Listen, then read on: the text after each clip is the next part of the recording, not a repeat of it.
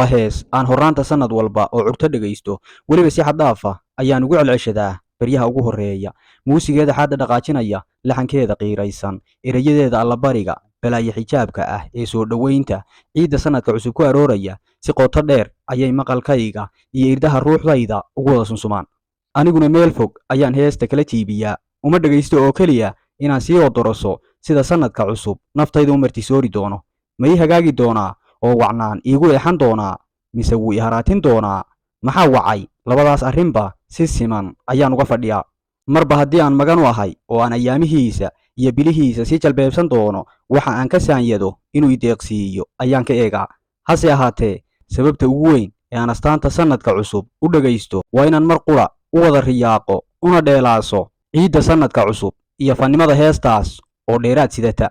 waxaa dulucda heesta ku dareersan dhammaan tilmaamaha lagu majeerto suugaanta maguuraanka ah sannad walba oo soo gala inta ay jiraan duul fanka macaansanaya ayay astaan u ahaan doontaa inta nololi jirto calankeedu waxa uu ka babban doonaa foodda sannad kasta oo bisha dadkuna iyaga oo khushuucsan oo howlaha samaha iyo xumaatada nolosha kala hufaya tabaalaha iyo tagtada timaadadan rogrogaya ayay inta gacanta qaarkooda bidix ee wadnahooda ku beegaan oo xajiyaan astaantan u wada hogan doonaan kii noo hagaagee noqon loo hanweyn yahay hal abuuruhu uma uusan heesin sannaddii